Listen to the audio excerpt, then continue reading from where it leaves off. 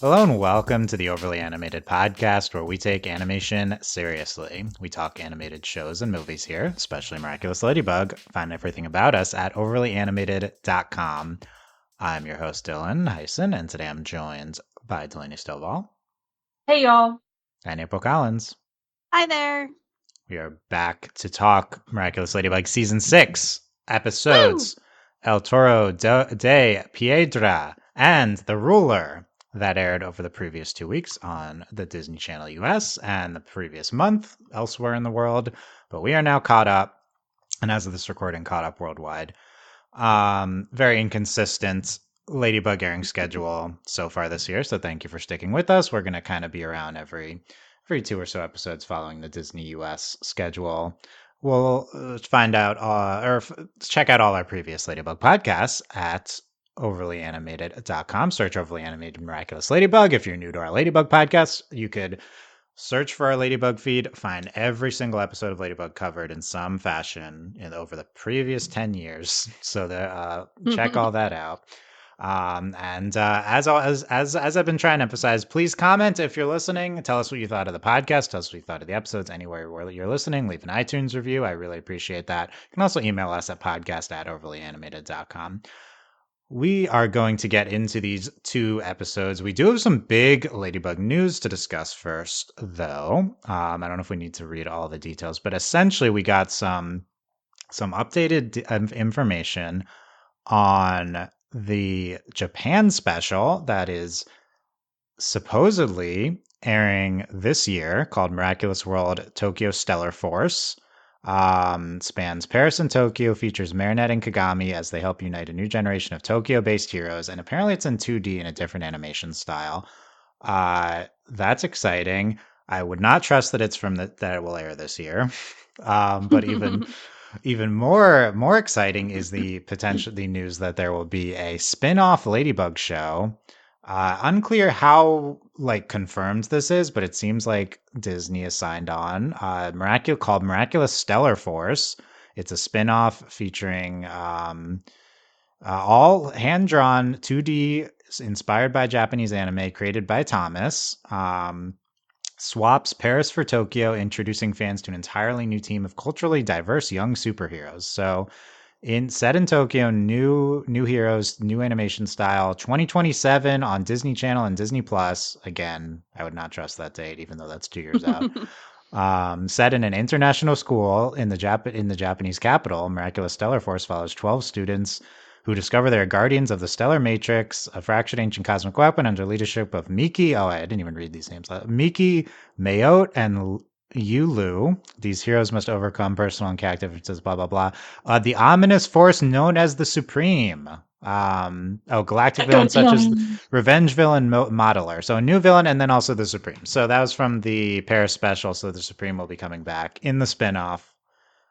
Delaney, any thoughts on this Ladybug spinoff supposedly that we're getting? So I was like, okay, that's cool. I don't know if I'm gonna watch. And then I read The Supreme and I was like, God, I'm gonna have to watch it. Why? You're so invested in the Supreme? This feels like this is important. This is more than tangentially related, which is irritating. I'm not super hyped that it's 12 people. I understand that we literally have that many people currently in Ladybug, but it's different. Would you describe Ladybug as a hero team of 20 people all in the same class? Is that how you describe the show? It is, but that's it. It's very different. Obviously, Ladybug is about Ladybug and Cat Noir, and we have these other characters, and yes, they are becoming more and more important, but it's not really an ensemble show. I don't know how I feel about them being yeah, they're claiming it. Yeah, who knows? Maybe. But then obviously, they've named these three characters. Those are probably the three main characters. Yeah.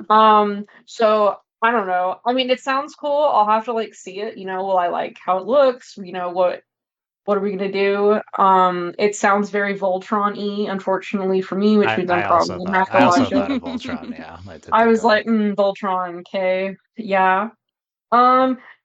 I'm just great. Another thing I have to watch. It's probably going to cause me physical pain if Thomas is in charge. So, Yay! Yeah, at the beginning, Delaney, you're like, I didn't know if I was gonna watch this. Like, as if you have a choice if we're podcasting on it. No, look, that was the problem. Was that like at first I was like, oh, it was a special, it was like fine, but then when I'm so like before we even started, I was like reading the summary, and then I saw the Supreme, and I was like, crap. Yeah, I mean, I guess it makes it relevant to our Ladybug, but look, if we're still Obviously, it's around nice to in have new things, to yeah, watch, and like, when this premieres I in don't know, like, 2030, we'll see if we're right, still right. yeah. So This 2030. this does seem to be more promising than like the other spinoff that I'm not sure actually happened or is ever happening. no, yeah, Thomas talked Yeah. about wanting a spin-off of the first two specials, like the New York Right. and Yeah. yeah, and the Shanghai, but this is like this was like announced. This was like Like this is like legitimately real. yeah. So that's Yeah. exciting. Oh, I Yeah, also April have some quick news real quick, if that's okay. on Ladybug. Okay, it's like kind of news. It's Delaney saw a hint on Fortnite, and Ladybug might be coming to Fortnite. Okay. Stop.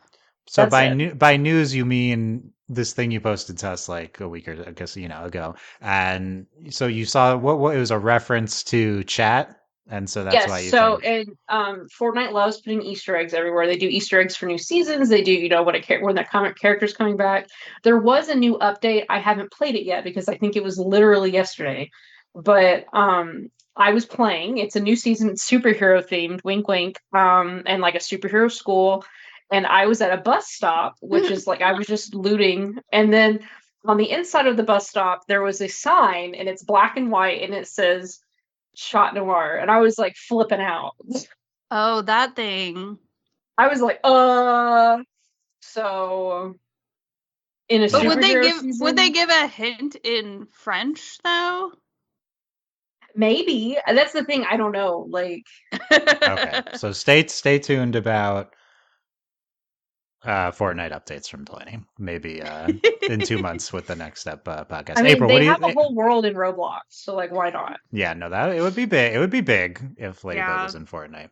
April, what do you think of the spin-off series? I mean, I'm gonna watch it, right? So, um, I think it's interesting that they're explicitly saying that they're gonna follow like 12 students or like 12 people or whatever, because I like to Delaney's point, like this is Miraculous, the tales of Ladybug and Cat Noir. So those two are the center focus. And yeah, we're bringing in all these new characters. I mean, they're not new, but you know what I mean. And it's nice and everything, but like we're still getting like very, I don't know, almost like a little bit deeper than surface level, but like they're still kind of surface level, right? So it would be interesting for them to explore, but that's a lot of work. And I guess if anyone's up to the challenge, it would be Thomas. But I'm gonna watch it regardless. Of course. Yeah, no, I think Thomas being Thomas creating this not just being some random spin-off that other Yeah. people Yeah, are doing is what makes it yeah. exciting. So Yeah, I was gonna say, I think that if like Thomas wasn't going to be involved, I would be less excited about it. But since he Right. is, then like that gives me hope that whatever it is gonna be good. So I look forward to yeah. that. Yeah, I agree. Okay, so I don't. Yeah, and it's a different 2D animation style could be fun. It does not. This does not seem to be actual anime. It seems to be like potentially produced in France, but we will find out. That I think I think it is more surprising that there has not been like Ladybug spin-offs at this point. Like is this very successful?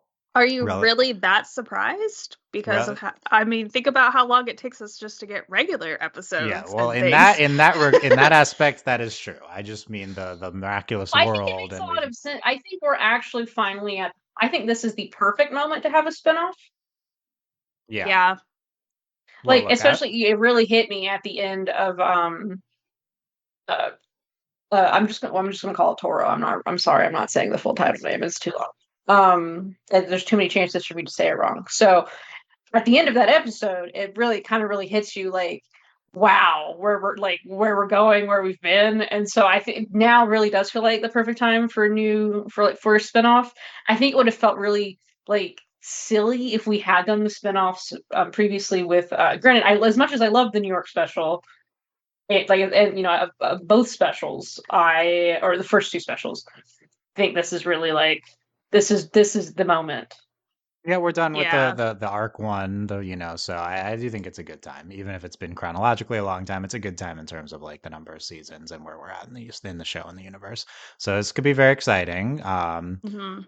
Lots of weeb stuff probably in the The timeline's interesting too, because I mean, we know we're greenlit for one more season after this, or was yeah, it as of more? now. I think just one as of now. So I mean, I that's don't remember. Maybe they did the next two. I can't remember. I can't remember either. It's not coming to me. But like if they timed it around like the end of this show, like it would be like a transition, more like a transition from one into the other versus like trying to keep track of both of them at the same time. So it could be like a smart move on their part, and then they're not lying whenever they're like 100 more years of Ladybug. They just didn't say in what form. Yes, that's true. Different show. Okay, so we're 100 excited. years of Ladybug. Ladybug. 100 years of Miraculous, because I guess it's still called Miraculous Stellar Force. So we're keeping the Miraculous. Yes. Miraculous Cat Noir spinoff when we can elaborate on the new power. Okay. That's it.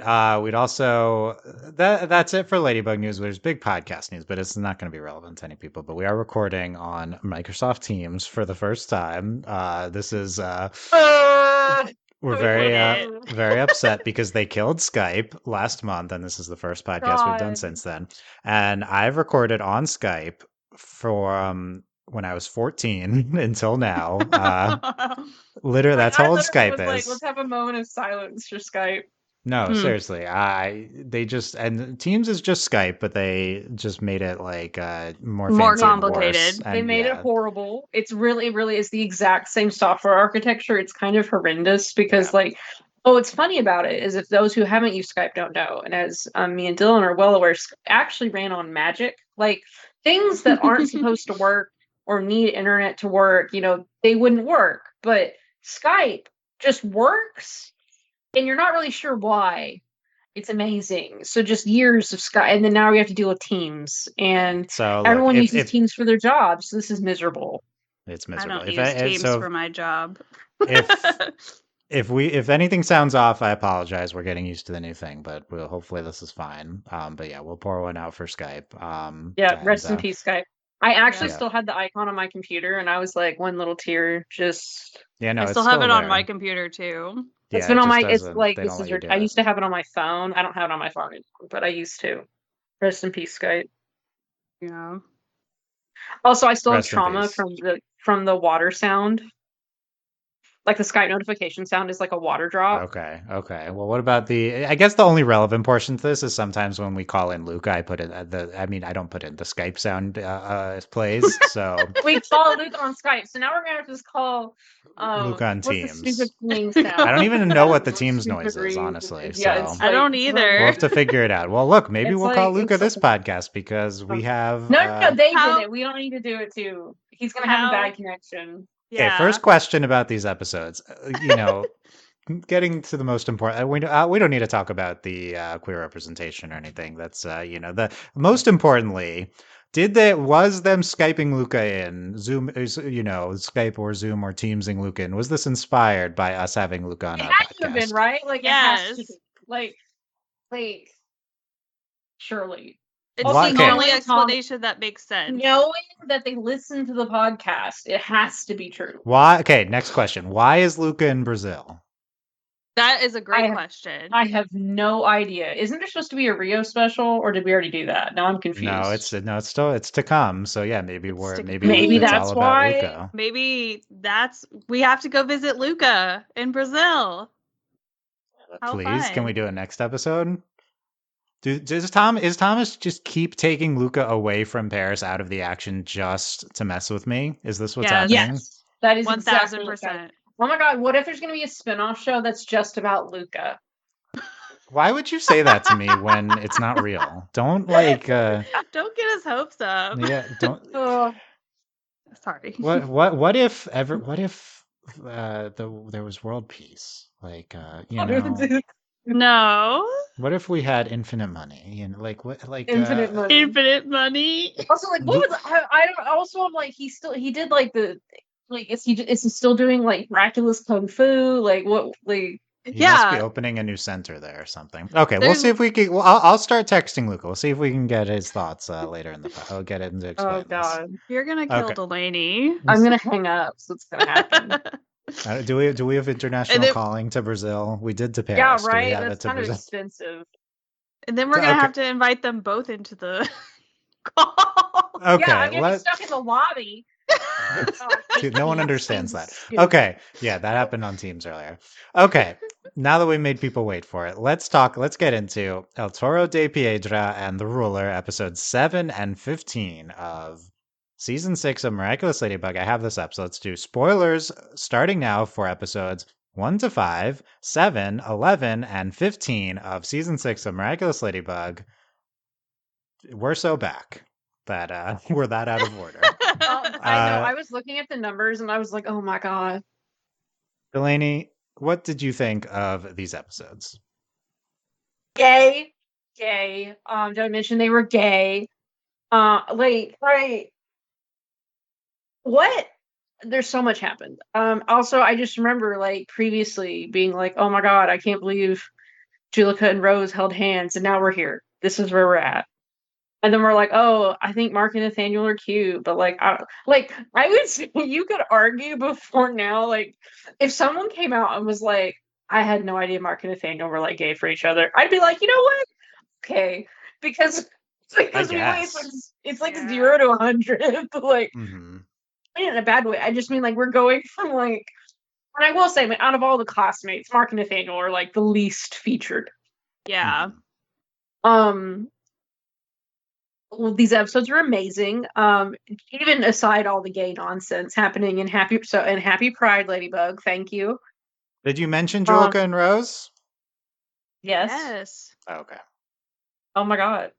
Also, okay, so I did get spoiled because of our wonderful Discord children. Was it your fault or was it their fault?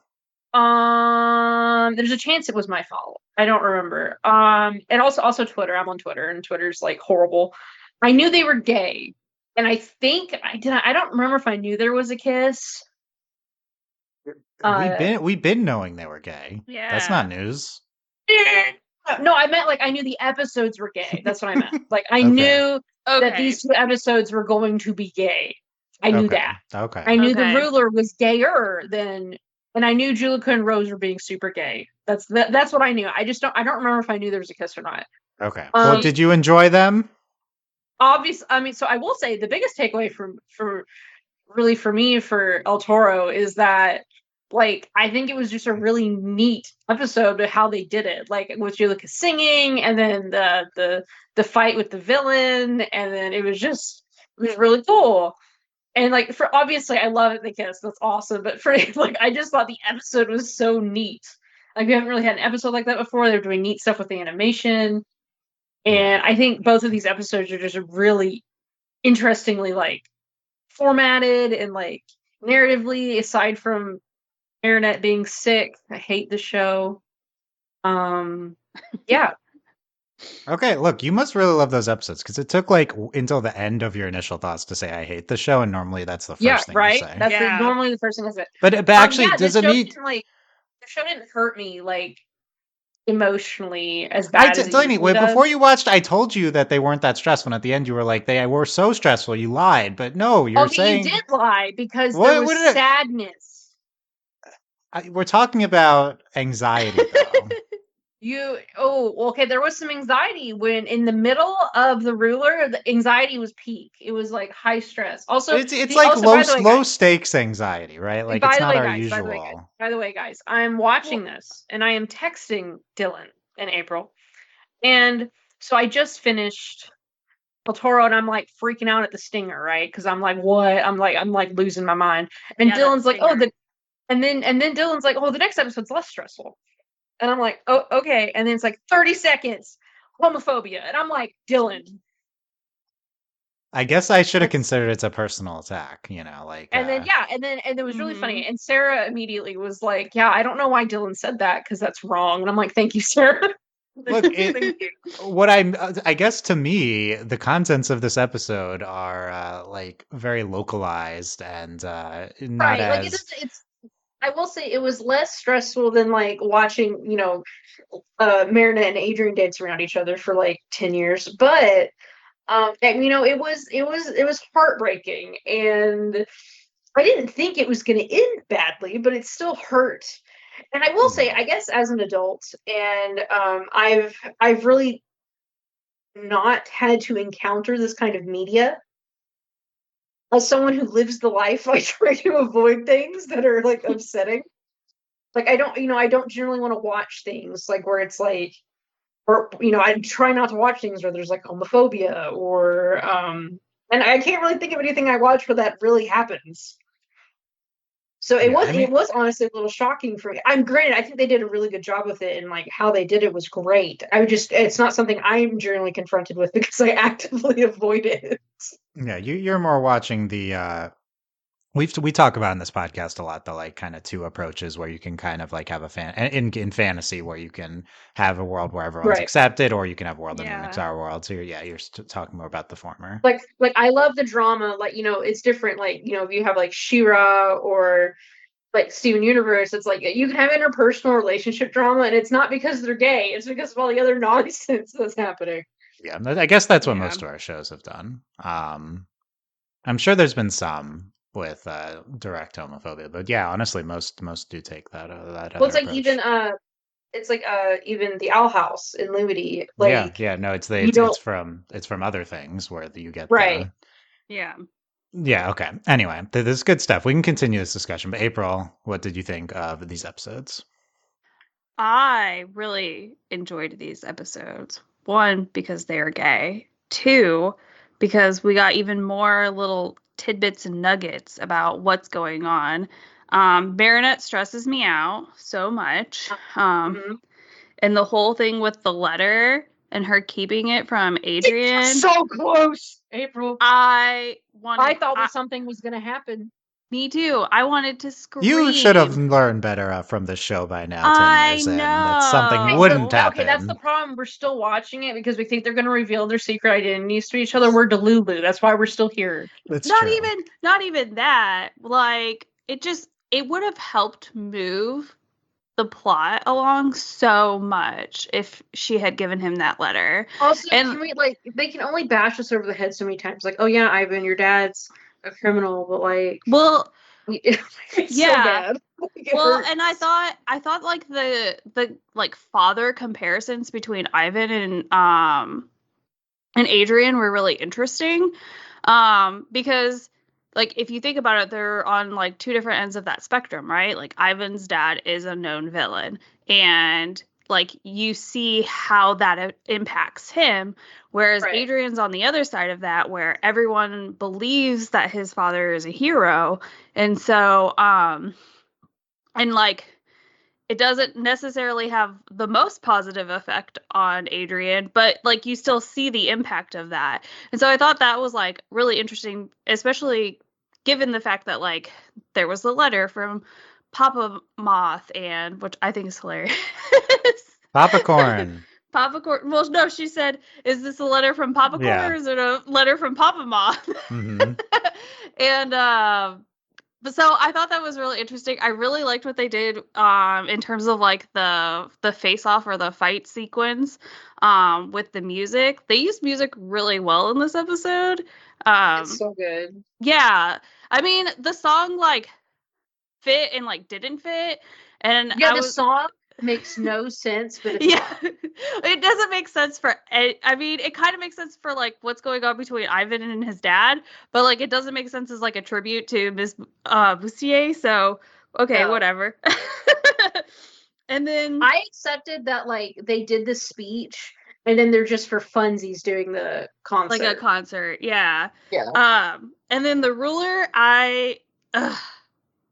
It was a good episode, but I just hate the homophobia and I hate bad parents, and I was like, of course both of these episodes are about bad parents, and Actually, I will say this is a needed episode in the world, and like I don't know if there's any other animated show that's done something like this. Yeah, I mean, The Ruler for sure, and even like El Toro, like I think is also just a really good like representation that like, hey, like not all parents are good, and they make bad decisions, and I only hope that I will not make bad decisions, but we'll see. But like for that, I really really enjoyed this episode. I did hate Marinette having the stuffy nose or the runny nose. Okay, is it like a super cold? Like Okay, I don't we'll even talk know. about it. We'll talk about it.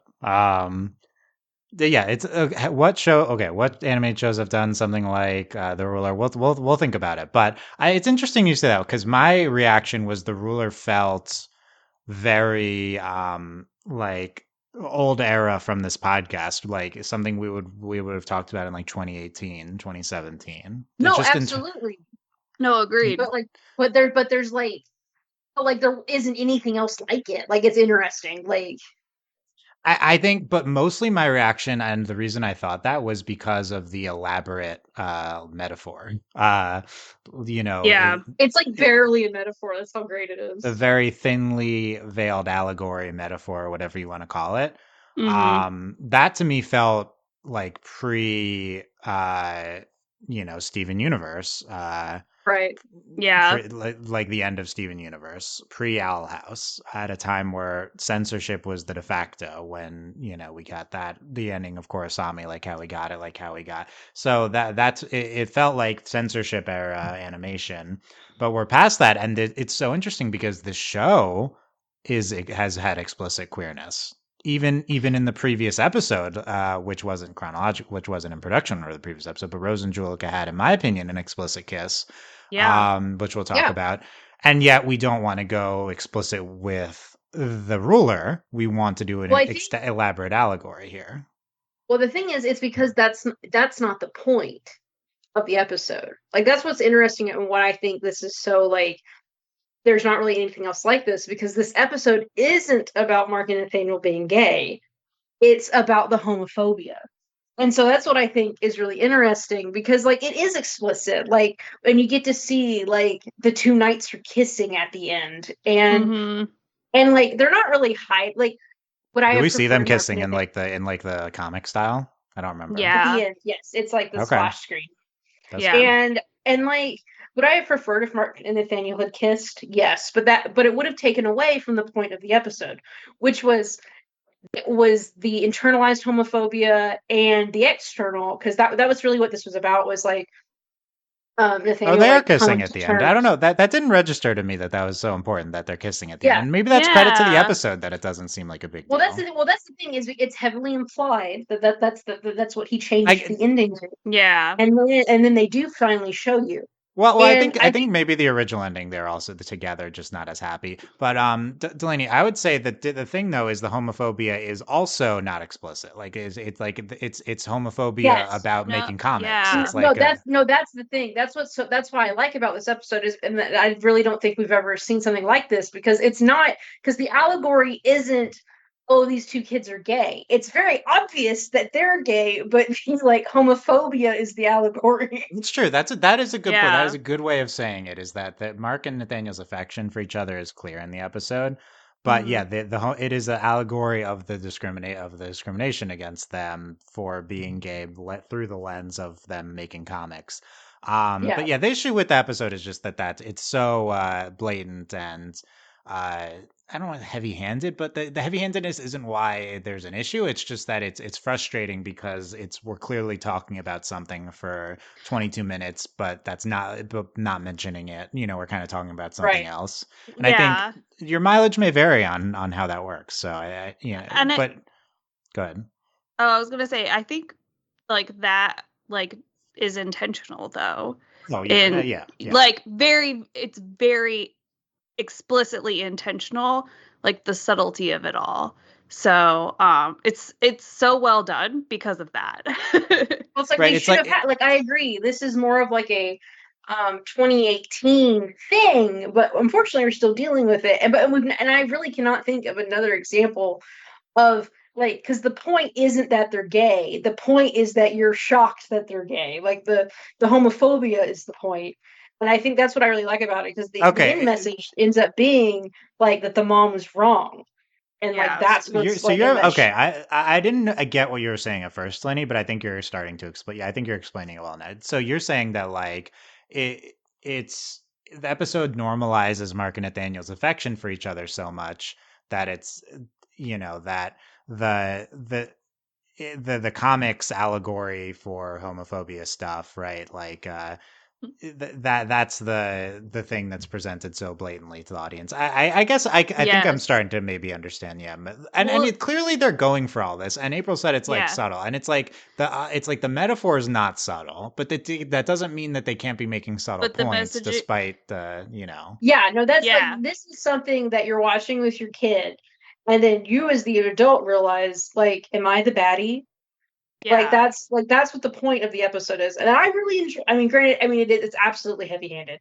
And especially the way the mom talks, because that's not what she's talking about. Yeah. Well, and I think that's like, again, that like shows the intentionality behind it all too, because even when you think about whenever Ladybug or is talking to the ruler and the mom, she's not saying anything explicitly, and she's like, don't you just want your son to be happy? Like, Right. not, don't you want your son to be happy drawing comic books, or you know what I mean? Like, Yeah. it's using a blanket phrase or wording that's very pointed. Yeah, I think for me, honestly, a lot of the stuff with the dad, which was less focused on, I really liked what they were doing with that because he's talking Yeah. about Yeah. this isn't what people want to see. I think that was a great point to Right. make, that these are the Mhm. types of things that homophobic parents, unintentionally homophobic parents will say. Also, Yep. it's Like kind we of just a giant middle finger to Disney, and I love that. Yeah. in what way? Because I that's mean, what Well, you know, Disney's it's saying. all subtle. They're not being explicit. Disney's saying people don't want to. It's not that we don't want to have queer Marvel characters. It's right. that people don't want to see that. Is you that Right. Yeah. what? Like that's like the big middle finger. Like, Yeah, Yeah. I like that. I like that. But yeah, no, I mean, I think that's the type of like unintentional, more less obvious homophobia that a lot of kids have to deal with, which is like Mhm. we just want your life to be easier because people, yeah, we people, So I think they hit on that really well. So I did really like that I part of think it. and I mean, it's very relatable to me, as like I have experienced this in my own life, well, and I and think it's very touching. yeah. I think the other thing too is that like a lot of like the homophobia and things like that like happens and starts in the home. And so I think it brings that to light as well. Like, it's not that, Marinette or any of their classmates are against what, their relationship or, being gay or anything along those lines. It's like Nathaniel's parents specifically who are like, no, we don't, this isn't Yeah, I think allowed. hitting on the parents was really well done, and you see how much it affects him to the core. Mm-hmm. From yeah, and how much it affects Mark and him saying like they should get different parents. Yeah. So yeah, I do think there's a lot of it that's well done. I was definitely struggling with the allegory, part of it, but talking through it, I think is making me like what they're doing a lot more. Clearly, it's intentional. Like it's not Yeah. It's like it's because I mean, I will say it's because it's like a reverse allegory. Like, the allegory is not what you think it's about. It's hiding in the shadows. I do like that. I mean, we can bring in Rose and Julica to this discussion. I didn't even give. We'll come back to my initial thoughts on the episodes. This happens sometimes. Rose and Julica, their kiss. I think the top story is like, Ladybug is getting very very queer now, very queer rep. Like Yes, it's so. amazing. To be clear, credit to Zoe last season, who had the first explicit Trailblazer. queerness within Ladybug. So the show is already explicitly queer in season 5 with Zoe's crush on Marinette, and then I think this season at the very least, I would say Rose and Julica's kiss was very explicit, even though I will say they've been ramping up Julica and Rose for a while. It's been great. Even though they went to pains to not show their lips touching, I would still call it explicit, right? I mean, would you guys agree? That's what happened. Yeah, like it's pretty clearly that's what's happening. And then are Mark and Nathaniel explicit in the next episode? I think that's maybe, despite the fact that it's like way more important to the episode, it's almost more complicated. It's not important though, because that's not what the episode's. It's not the point of what it's trying to do. Well, the thing is, there's also like so many things happening in the episode and also it's because they're using these episodes to like. God, the finale of this season is probably gonna like be horrible. Like it's probably gonna ruin our lives because like these episodes are like, hey, maybe we shouldn't be lying to Adrian. And then also like we have, this is now the second couple who have revealed that they're superheroes to each other. Yeah. And so it's like we're getting to a point where, and it's funny because it's like a double whammy in this episode because the knights, because they're like, well, if we take off our helmets, we have to give up our powers, and they don't have to. He changes the ending, and then I was wondering if that was going to be a foreshadowing. Right, exactly. That's what I was thinking because that was my first thought. Like, what if they make a wish or something? I don't know. Anyway, I'm getting crazy, but exactly, but then they like you think they're gonna kiss, but no, instead they reveal that they're superheroes to each other, and it's like the best thing ever. So like the thing is like we're doing the allegory, but then we're also like this is still Ladybug, and we're trying to ruin your life. Yeah, and they were very affectionate in that last scene, to be clear. And I think I think what they are going for with Mark and Nathaniel, because one of my reactions to the episode, other than like it's annoying that they're talking about one thing but saying the other, which isn't like my like analytical thought. It was just my like emotional reaction watching the episode. Right. But the other thing that I was thinking is like, why won't Mark and Nathaniel kiss and actually be together? Like, why is this not happening? And I think what they're going for is that they're not there yet. I think this is like early in their future relationship. I think they're there though. I don't know. There's a lot of hand holding and face touching. I think they are. They just aren't. I also do you think they're not showing them doing it, or you think that they're like? I think they're purposely not showing them doing it, and part of it is I don't know if they could have done it in this episode the way they did it with Julica and Rose. I honestly think in the way the framing of the episode, it would have been really difficult to have them kiss and not show it, and so that's why they did the comic instead, because the comic is them kissing. Yeah. Well, okay. Yeah. Well, they showed the comic.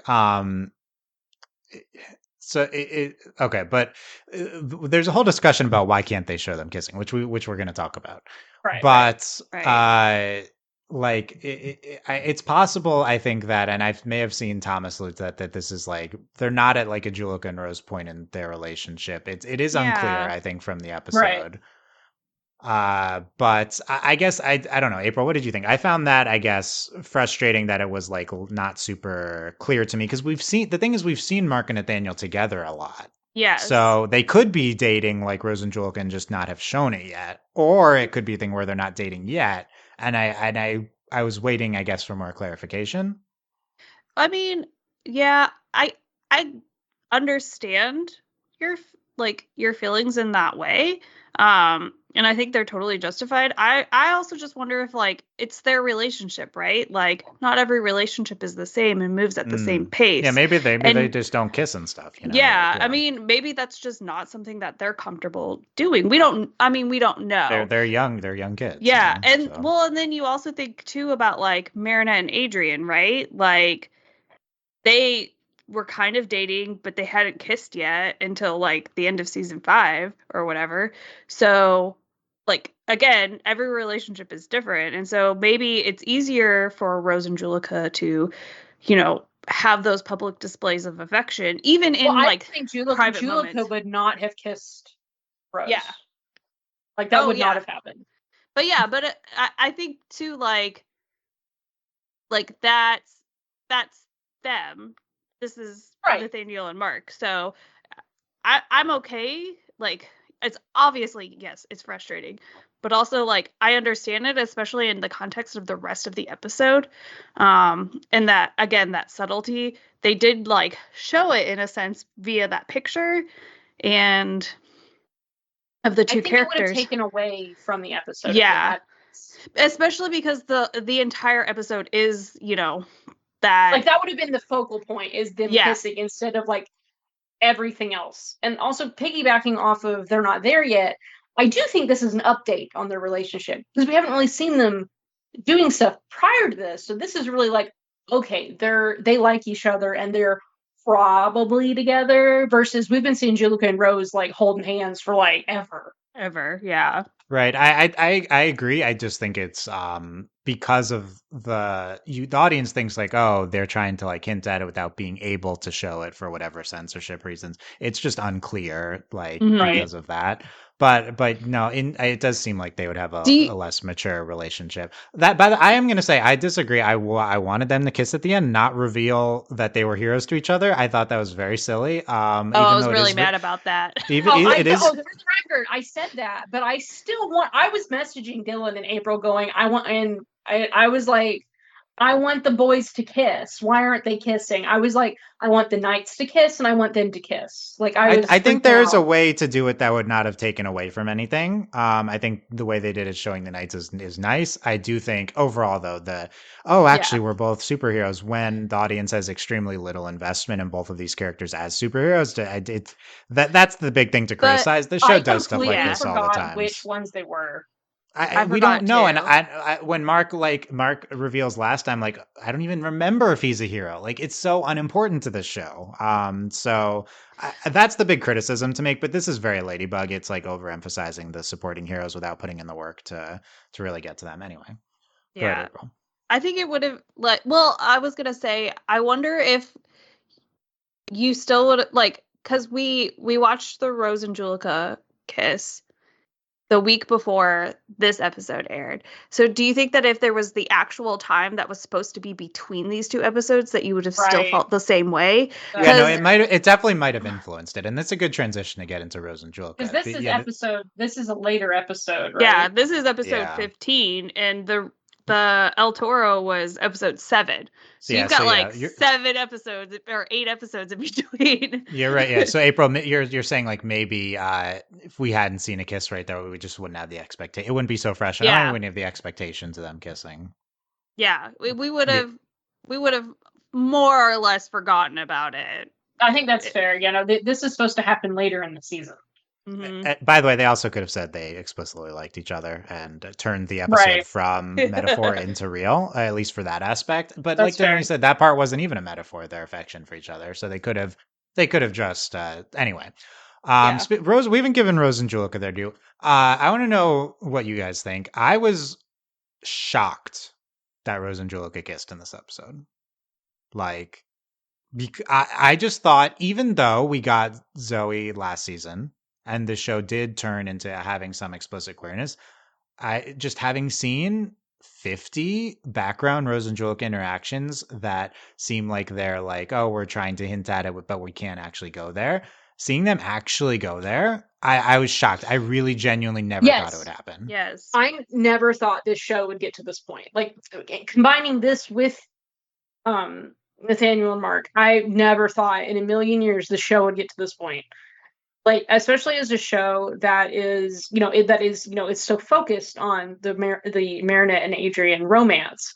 I never in a million years would have thought that we would go from, hey, we kind of started sprinkling in some gay stuff, and then to, oh, okay, like, one, we're trying to make everyone more important, which is good. That's not a bad thing. Mm-hmm. And then we're like, okay, we made their favorite teacher gay. And then, it's nuts. I forgot about that too. I forgot about that. She's married and gay, and they have a baby. Don't they kiss? I think they kiss at some point. Yes. Right? Yeah. Like, this is wild. Like, I would never think like that this show. Honestly, in some ways, this is kind of like what we wanted Avatar to be, like, to have the grand romance, but then we can have other stuff. Like, this is something Avatar, like the original series, was lacking. Yeah. No, you can. But even taking, I don't know if some people are sitting are like annoyed with the the queerness representation context, but of course this podcast can have it. But even taking that away, just Rose and Julika, just having seen them interact in like an affectionate but not specifically romantic way so many times, specifically Rose and Julika, I was shocked that they went there with these two. Agree or disagree? Like, it I was a was shock. spoiled, so I don't know. I was gonna say it was a shock, but also I felt like it was such a long time coming, right? That's I mean, true. Definitely. we've been going on about Rose and Julika for ever, it feels like. Probably the number one Rose Julika shippers. Like, we have to be, right? Yeah. And so we've been going on about it, like, when are we gonna get to see them kiss? When are we gonna do it? And then we got it. Like, so I was very happy. And I mean, yes, it's still a little bit shocking, but also I don't know. It's interesting because this show is aired all over the world.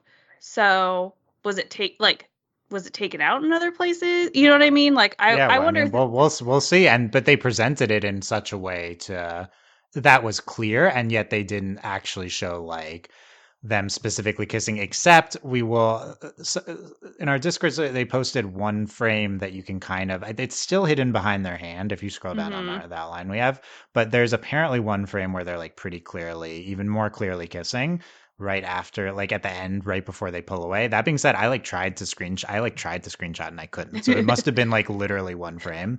But then they're also just like clearly coming out of a kiss at the end, and they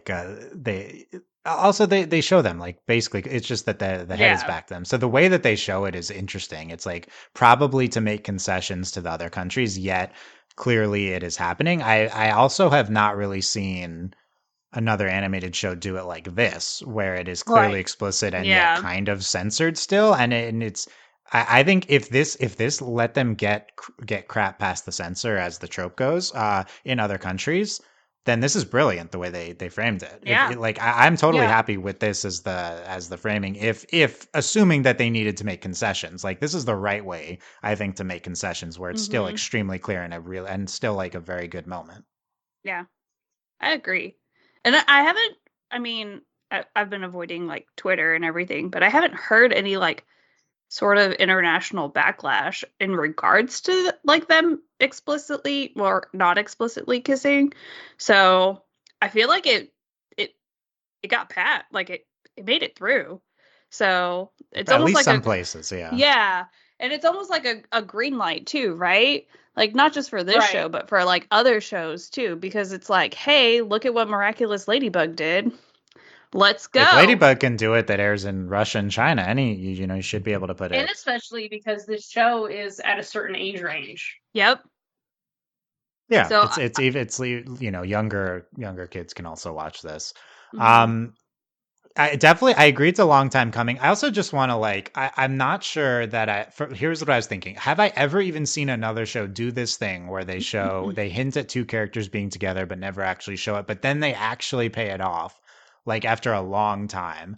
And you know what I was thinking was like Ruby and Sapphire in Steven Universe, which they're and then they pay it off in a grand way, and obviously Ruby and Sapphire are more important than Rose and Julika to their respective shows, but it's kind of a Steven Universe-esque move here with Rose and Julika. Honestly, when you think about it, it's kind of equivalent, actually, exactly, because yes, they are really important, but like they're not as important as Garnet. Yeah. Yeah. So I think it's pretty similar. They're both extremely clear that they're together. So look,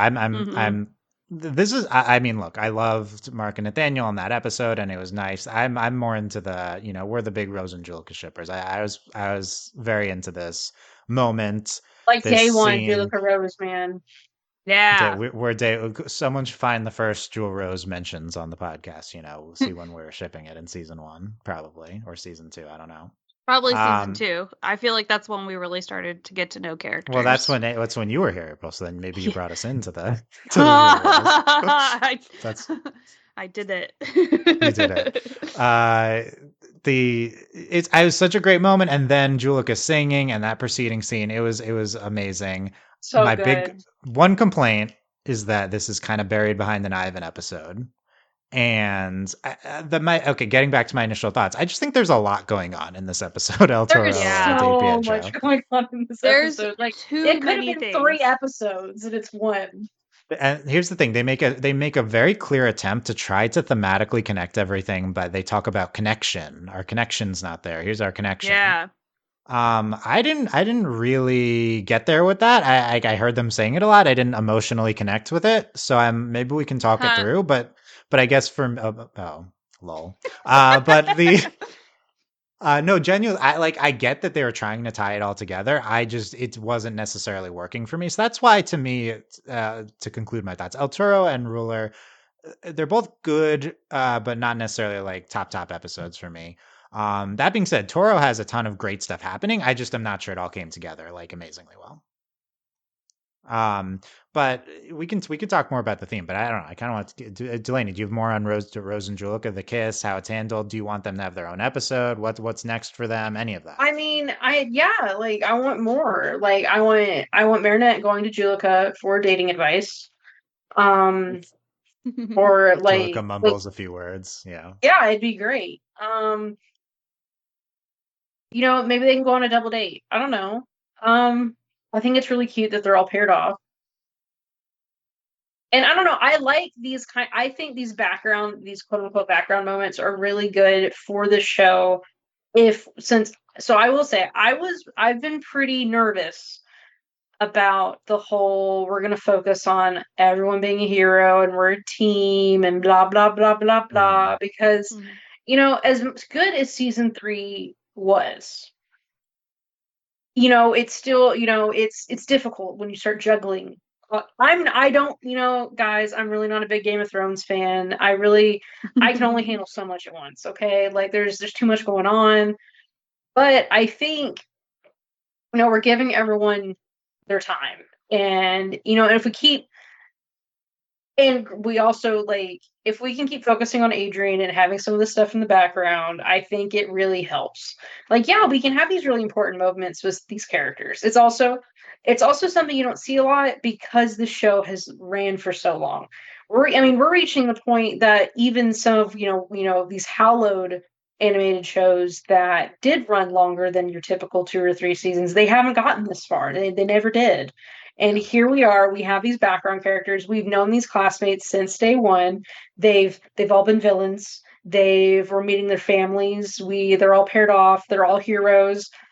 And it's really letting a show exist and breathe is really paying off. I love that. In both of these episodes, Adrian and Marinette, to a slightly lesser extent, but still kind of both of them are like secondary characters. Yeah. They basically we have to cut away to the superhero stuff, and they're not even the important superhero. Actually, Marinette and Adrian both get hit by the ruler. Yeah, I don't. And Nathaniel saves the day. Yeah, although with and Nathaniel just literally tells them what to do. I did love the command to do the Miraculous Ladybug. It was so fun. It's I think that's a top 10 Ladybug moment just because it's so funny. It was and it's like Marinette and Marinette's Lucky Charm in El Toro didn't do anything. It was just the cowboy hat. It was great. Just the hat. Because really the point, and I've got to have this whole speech, and it's just so good. Yeah, it's a good point from Delaney. I think we can continue the discussion as we go through the season of how is it working with more focus on other characters.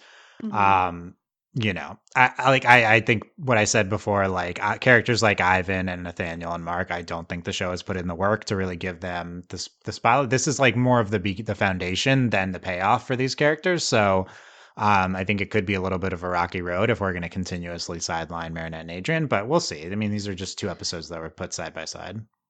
Right. Yes. Also, if we're going to have girls kissing in the background every episode, I personally am not going to complain. Well, they specifically kissed in the foreground this time. Yes, but I'm Yes. just saying, I'm not going to complain. Now we Are just so need to get is Zoe now a that they girlfriend. kissed, are they going to move to kissing in the background instead of just like cuddling in the background? Is that the That's next okay. step? Maybe. That works for me. If they want to be nasty, like gooey in the back, that's fine with me. Like I don't care. You're saying super penguino in the back? Yeah, in the background. Nasty Like and whatever they want to gooey. do. Uh, I'm assuming that this was like the exception that they put here in such a way that like can be looked over if needed or whatever, but they're gonna still kind of just be more cuddling in the background. But it'd be amazing if they just switched now. Regardless, though, amazing job by Ladybug, like presenting explicit queerness despite like the most challenging of production circumstances. It took them a long time. To be fair, it took them many years to do it. So it's not like this was an amazing job right It off the didn't bat. But happen overnight. the past few season I mean, 5 really, and this you season. kind of have to. I mean, you kind of have to give it to Ladybug. Like we've gotten, like it kind of has it all right now. Like we have, we have parents who are like we have like non-traditional families. We got like they're. I mean, Ladybug's kind of carrying the torch for everything. Yeah, I mean, we could have like a trans character, of course. Right. Mark might have been gender nonconforming. I like how kind of effeminately he was presenting with his new model. I think that's really cool.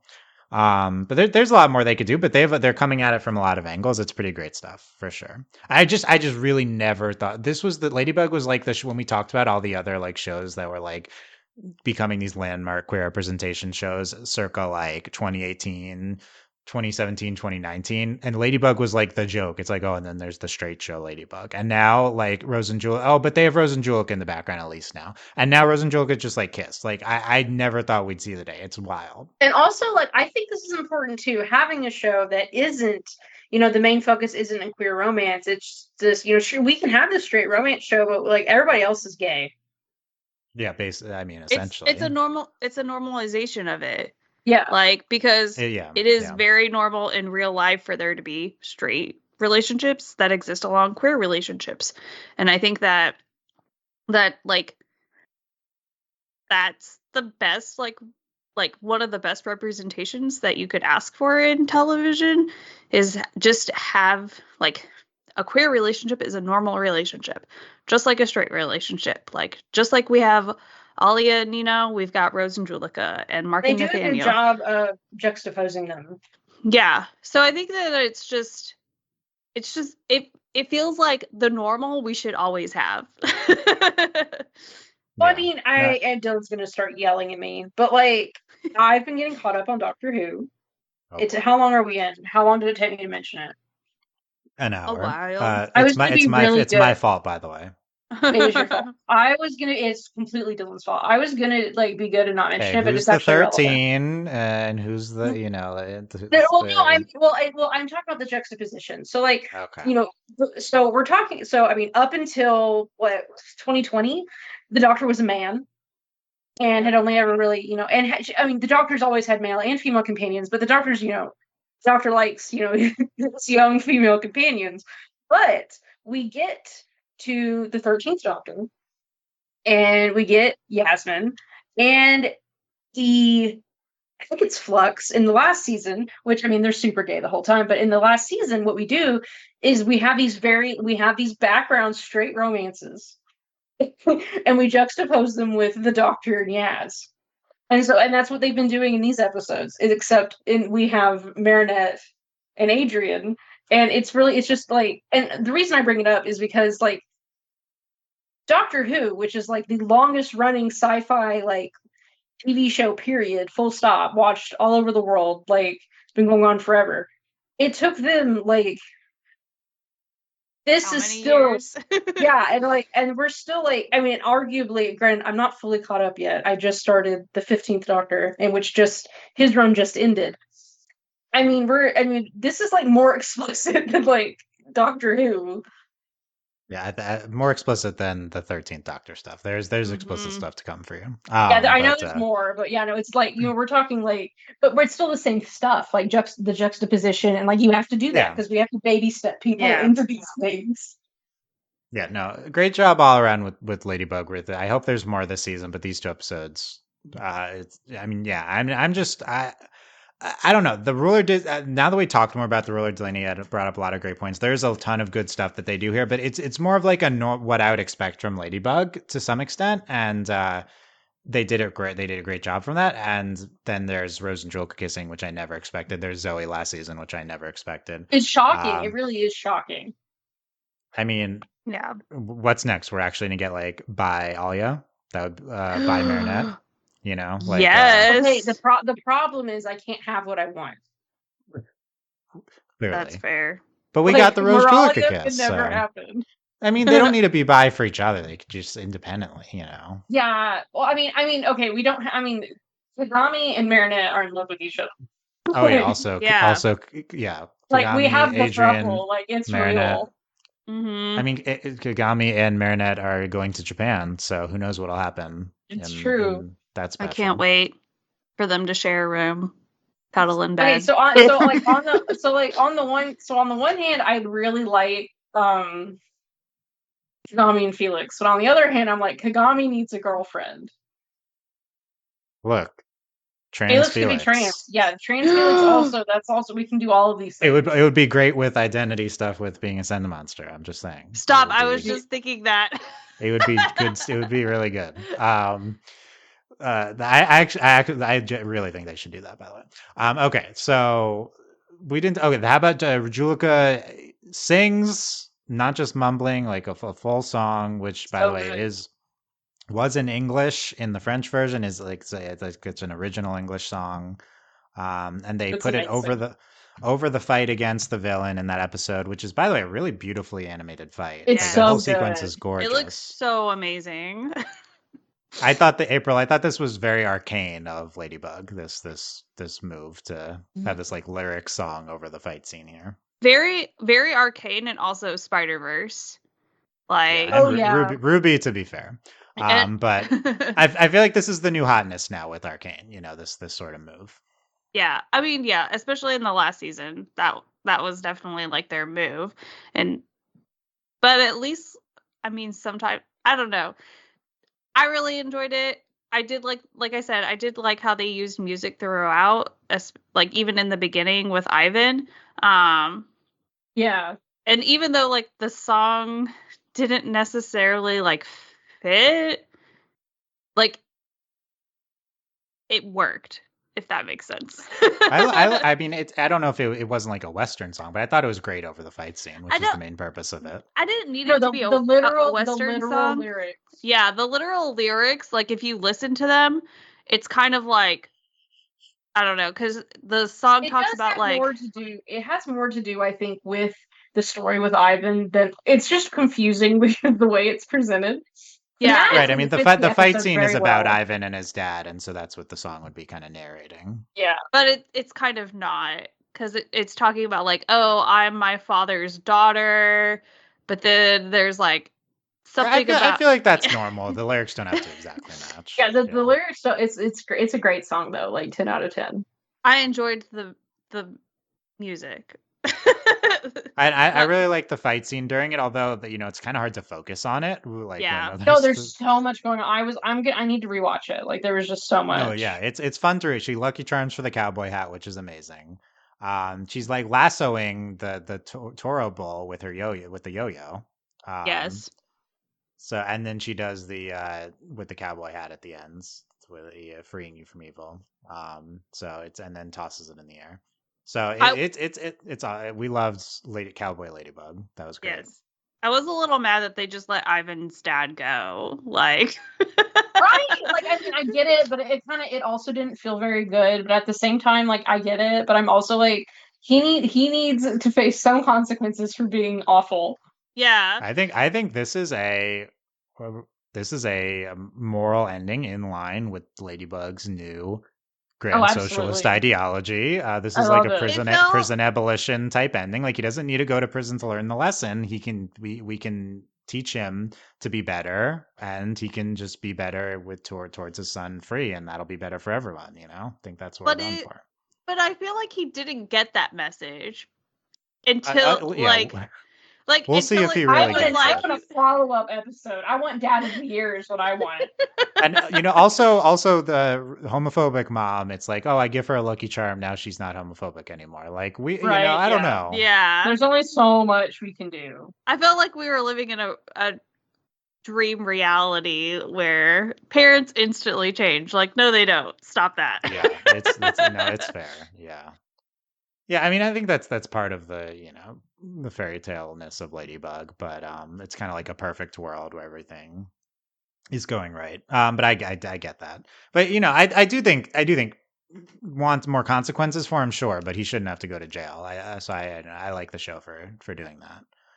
I don't know. Any thoughts on Ivan and his dad, and they're gonna steal the Mona Lisa? I don't know. That There's a whole was- thing. It's crazy. Also, like if the National Treasure vibes were like through the roof. Yes. Did we know Ivan was Hispanic? Like, I had no idea. I don't I think so. didn't know. Or So that's is he fine to Hispanic know. or Spanish? Well, I think Hispanic would cover Spanish, which it's more likely in France. Yeah. So possible. My least favorite part was Lila speaking Spanish to It was Toro. like, why did you have to do that? Like, there was Yeah. no reason. She said, I "No was like, you did- problemo." Stop Like, it. one of Lila's many dissociative personalities speaks Spanish, I guess. So It makes sense because, like, I mean, I like it in that, like, we have to have some of the magic back from Hawkmoth making, like, I'll get you next time, Ladybug, in, like, the worst pun that's, like, ever existed. Yes. But it was what bad. should I call? What It should was I bad. call you, Senor? Said It was Lila. real bad. Get Like, it out of was- here. I think That's what she said. I will say, I think it was maybe intentionally bad because it's Lila, but I'm I not hope sure. so. I hope really hope so. Like, have we not learned from Kung Fu? Like, this truly was the kung fu for another race. Like we really Yeah, need to kung fu. we every, really need to all not. peoples. Yeah, no, I That- was like, we don't need to that's do true this. equality. Is if we give a kung fu to all the people of all Stop. colors. Okay, That's- okay, Garrett, this is what I want. I want a Kung Fu for Americans.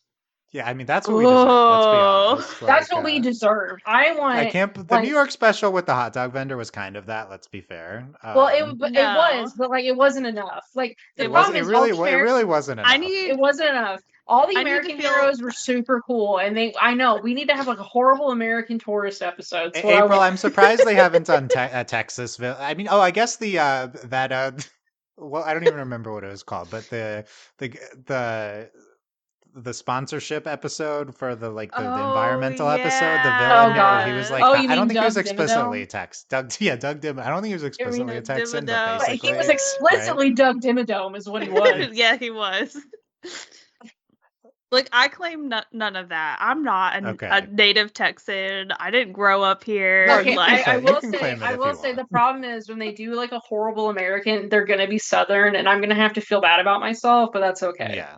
I'm gonna Well, they feel should that secondhand specifically- embarrassment real hard. Delaney, here's what I want. They bring in the Southern villain and they have your accent exactly. They have them Right, study like, the that's podcast everything to get has your to be accent deep. down. Yeah. I want him. Yeah. I want him to have like that New Orleans accent. You know what I mean? That'd be good. Like it's gonna be real bad. Like, oh.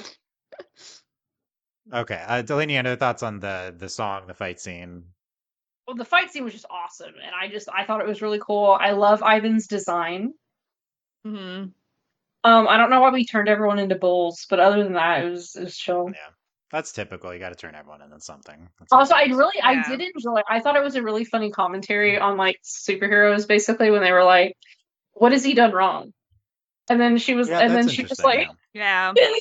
"Wait, what? It's gone now." And like that was amazing. Like it's like you can't just arrest him because he's a supervillain. Like it's And we felt have that very- excuse for every Marinette Miraculous Ladybug all Right. the damage way, therefore no one gets in Yes. trouble. It kind of felt like Kim Possible-y. Like I thought it was really funny.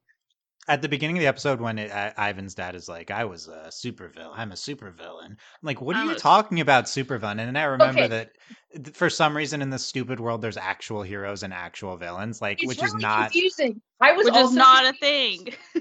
like what? Like, There's and like, actual okay, heroes who do not have miraculouses alongside heroes that do have miraculouses. and then also the difference between a villain and a supervillain. It would imply that he has superpowers, but he doesn't, right? But he Like, doesn't, which is why it's so weird that he calls himself as they I don't refer to know. him as a supervillain. I just forget that this is like the New York special rules for this show, and I'm like, it's real what are you confusing. talking about? You're a villain. You're not akumatized.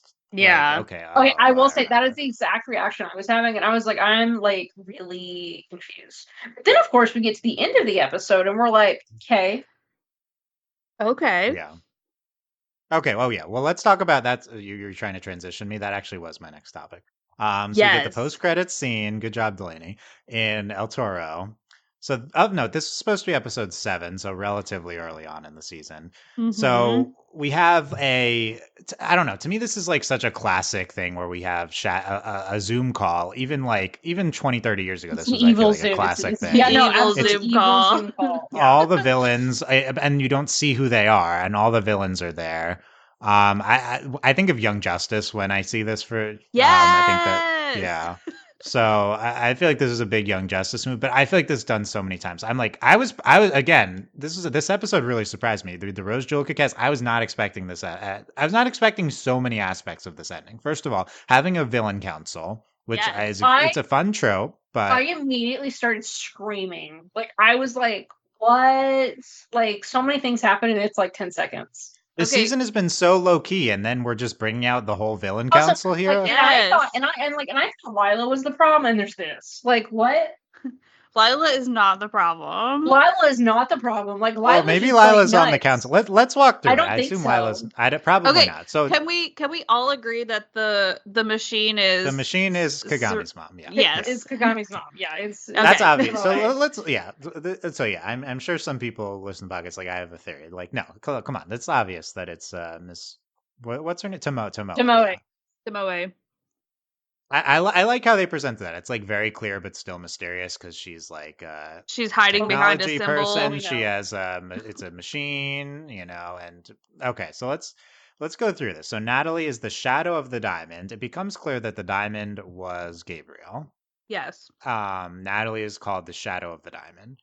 They're talking about the events of the season 5 finale. The machine knows more than Natalie. Is that who was saying? Yes.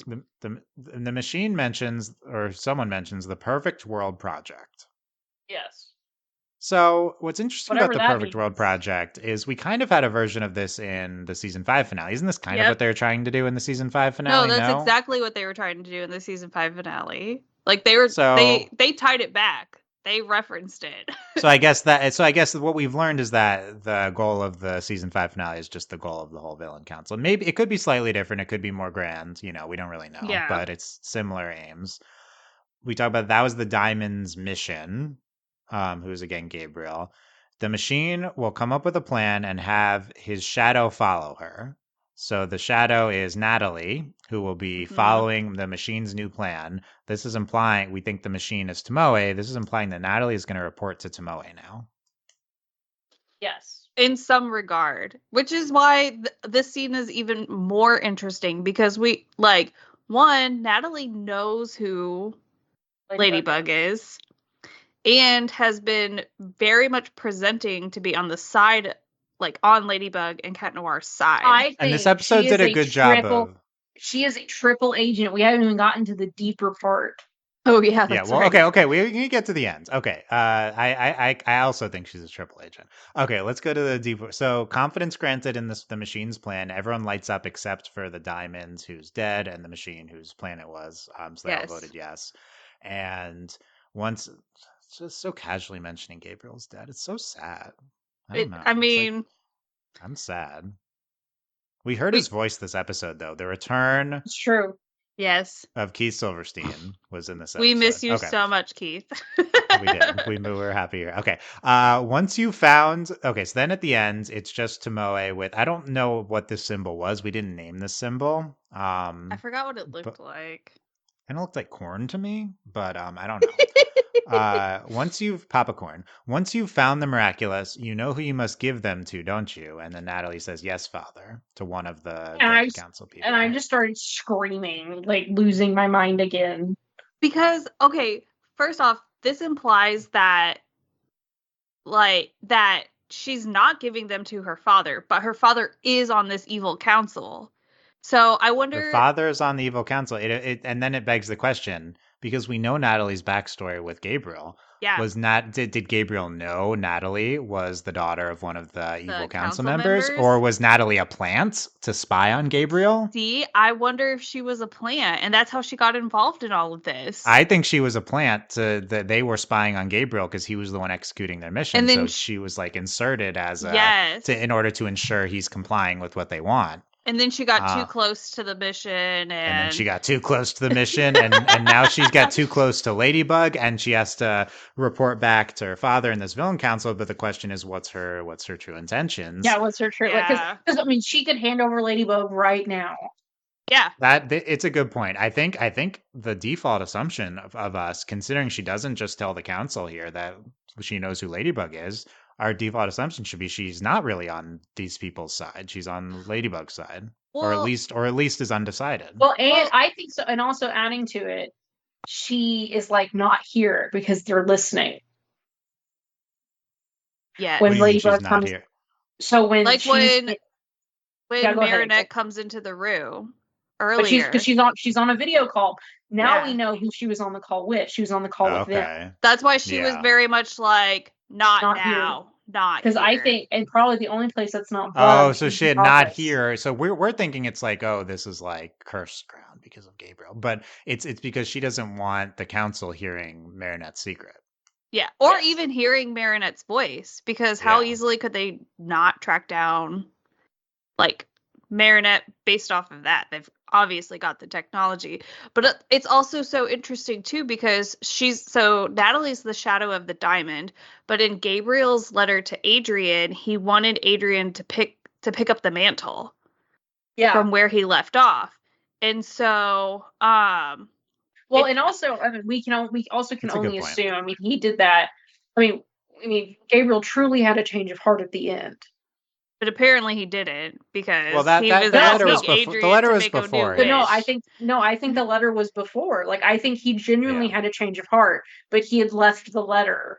He left the letter before Marinette talked to him in the finale for sure.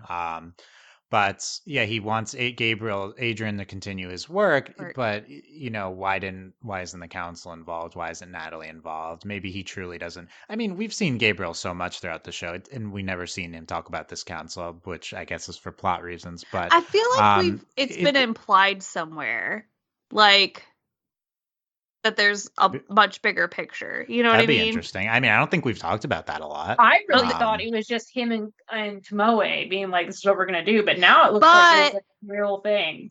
But we were wondering how Tomoe played into all of this aside from the Sentimonster stuff. So this is how Tomoe is like has been involved the entire time. Yes. Well, do these other people have miraculouses? Right. So there's a lot of questions. I don't think so. You guys bring up a lot of good points. But the first, what I was going to say before this was Gabriel. It feels to me like Gabriel was ultimately invested in his own aims and not really caring about the council and this council's plans. Oh, yeah. Maybe he was using them as a means to an end. No, I think his plan. His plan, he just wanted his wife back. That's all he cared about. So he was clearly on this council, but it seems like he didn't care that much about it. That's my. I'm making a lot of assumptions, but. Right, or they're just like his benefactors, and he's like he has to go through them, but he doesn't really want to. Or even if it's, I wonder if it was getting involved with this council helps facilitate me trying to get like to my real goal, which is bringing back Emily. Yeah, right. He's using them as a means to an end, and that's further proof of that is that his letter doesn't even mention them. He just wants his son to continue the work, not really the council. Unless he assumed Natalie would just fill Adrian in, because he obviously saved Natalie, and the assumption from the council is that Natalie is as filling in for Gabriel as the Shadow of the Diamond. Okay, here's a bigger question, and then let's come back to the Miraculouses. Does this change our view of Gabe's wish in the finale, now that we finally know what it is, that he was saving Natalie out of his own, the kindness of his heart, or does this color that in a sour way because we know Natalie is associated with an evil council? Does saving her have some nefarious means, or was it still just him having a change of heart and this council isn't even on top of his mind in the finale? Even though I think in my deepest heart of hearts that he truly had a change of heart and that he brought her back because for Adrian and because he loved her. Yeah. It's just hard to go against that assumption. That's just what we were presented so heavily. I think that I agree. I doubt her being part of the council matters. They're like introducing this new web of lies, and it's like we don't even have time right now to figure out what's true and what's not. Like, because right now I'm operating under the assumption that Natalie is a triple agent, and as we it's going to be hard to unravel that. I think. So, by triple agent, we mean because you think she's a double agent because she's reporting the council, even though she's allied with Marinette, but actually she's with Marinette, not with the council, because she doesn't reveal Marinette's identity here. I think she's definitely suspicious, like more than anything, because we should be suspicious of her, or she's suspicious of someone. I think we should be suspicious of her, unless they're doing that as like a red herring. Because Natalie cannot break my heart. Natalie, don't do it. But that's the thing, though, is that this show will sometimes set us up for something and then it's not true, right? Right.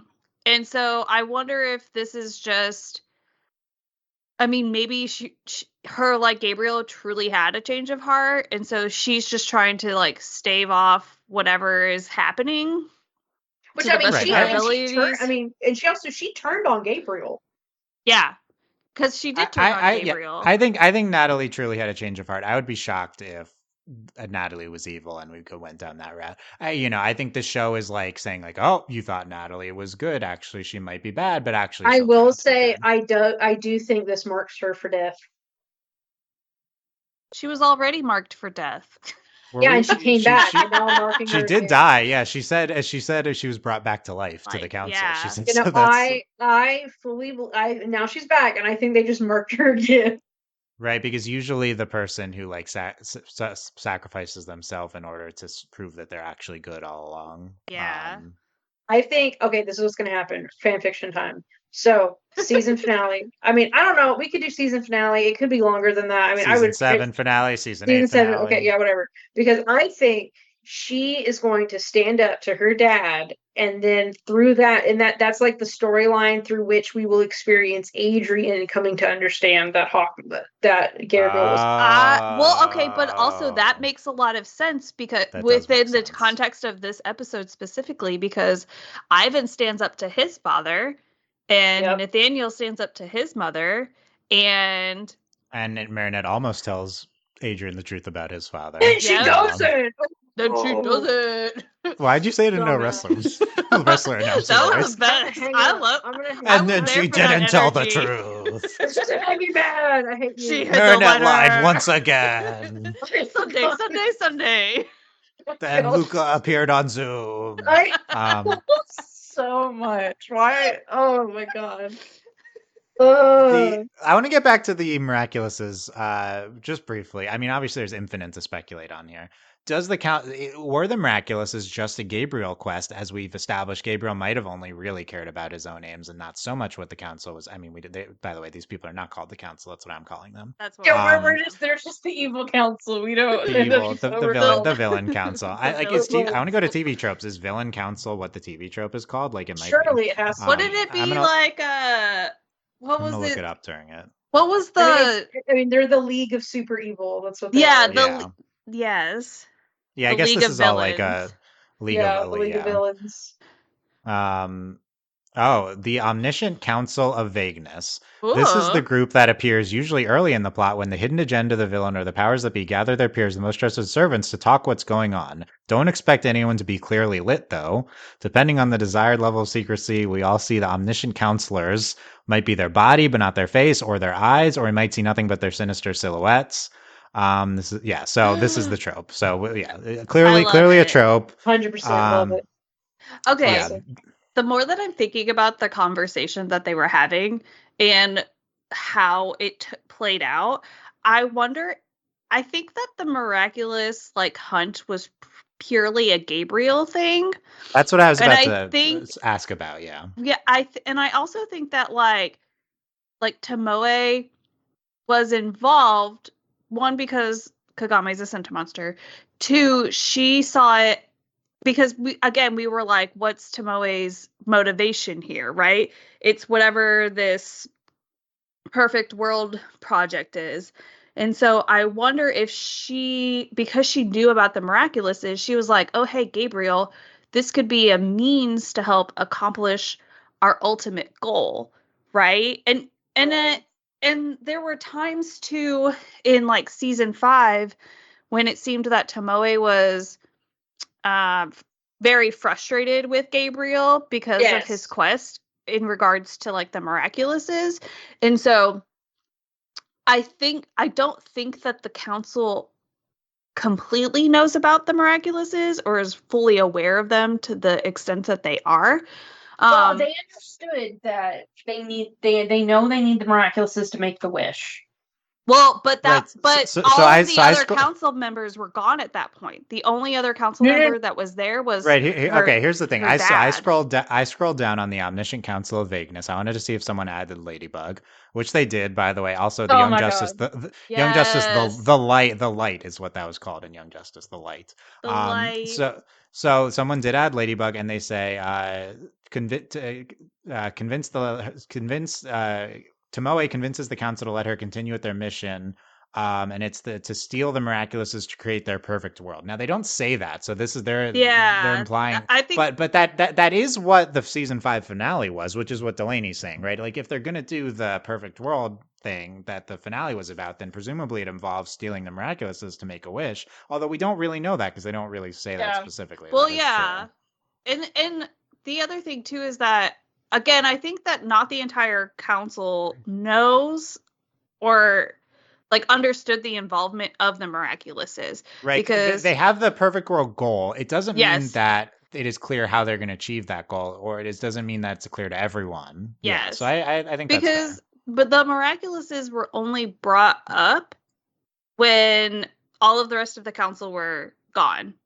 So I don't think that the full council is in the know, because why wouldn't you then say something along the lines of with everybody there, like Natalie, Yeah. you know what you need to do. Fair. Yeah. So that's option A is they don't know about the miraculouses. Option B is that Natalie's father wants her to subvert the council and just give it to him. He wants to be ultimately have the power, not the rest of the council. So he's like, you don't just give this to all of us, right? This is me, Well, not us, me. but he didn't say Right. you would give them to me. He said you No. know who you would give them to. Okay, so I'm implying that he means Right. him. He means Yeah. him, but it's true. It's we don't really know. That's true. And you gotta It could be you give them to Lila. yeah. For Well, all we I was know. gonna say that's the other thing too is that phrasing is very intentional, because he would have said, you know, you need to give the miraculouses to me, but he didn't say that. He said, you know who you need to give them to. Yeah, as vague as possible. Maybe because it's a great point, April. Maybe there's a reason that he's phrasing it like that, or maybe it's just to be vague. I guess we will find Yeah. out. Now, okay. Now, what do we think of this scene overall? This is amazing podcast fodder. This like we just talked about it for over half an hour. This is a great. I will say I found this to be frustrating. Well, It's yeah, it's fun. frustrating. Here's the thing. We just ramped up the stakes throughout seasons 1 to 5, and it got super intense in season 5, season 4, season 5. And now we're going to a much chiller show, kind of back to a seasons 2 and 3. And here's the thing. This episode this scene is bigger in terms of scope than anything we saw in seasons 1 to 5. So why is the biggest scope thing happening in the chiller season now rather than in the more consequential seasons we just saw? It feels out of place to me. It feels um melodramatic given that the rest of the show isn't like this. Go ahead. This is She-Ra. This is She-Ra. That's what they did. It's very campy She-Ra. It is, and that was Yeah. intentionally campy. And this is, I think, intentionally. I mean, Ladybug, as we've discussed over the past 10 years, is very intentionally campy for sure. Yes. Well, I mean, this is the next big bad because you can't just go. I mean, you can't go from having Hawkmoth to being like to small potatoes. I think this is what they had to do. Yeah. So I like that, but I just like this is the only scene out of the 10 episodes we've seen so far that has anything like this, and the rest is small potatoes Lila. I don't like that. Like, That's let's fair. put more in there. I mean, I think it feels wrong whenever we come off of season 5, but season even 5 like ended it, right? Like we're talking about like this is a new era. Like this is. I mean, we didn't think we'd get this far. Yeah. Well, but I mean, even like with Hawkmoth, right? The entirety of season 1, we didn't know who he was. We didn't know what his like full intentions were. We knew he wanted the Miraculouses, and then we got later introduced to the fact that, oh, this is Gabriel, Adrian's dad, and he's wants the Miraculouses to bring back his dead wife. And so I think it feels, and then that's what we based everything else off of, right? And it grew from there. And so it feels weird that we're introducing such a big plot potential element that in the middle of like nonsense. But we don't know that we're going to have 5 seasons to fulfill this arc.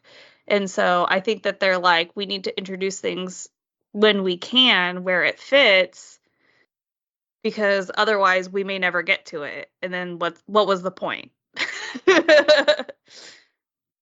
Yeah. I don't know. This was fun. I'm glad we got this at least to talk about. It's fun to talk about. I want to I hope they have more ambiguous scenes, but it's just it feels a little out of place to me right now, and I wish like, look, we've only seen random episodes from the season. I hope that this is seeded better throughout the season, and I also hope that this does not invalidate what we're doing with Lila. I don't think it will, because I think that's the obvious concern. If you're the writer of Ladybug, you should say like, oh, this is so much bigger than Lila. How do we tie Lila into this so that everything that's happening with Lila doesn't matter? So I think you need to do that.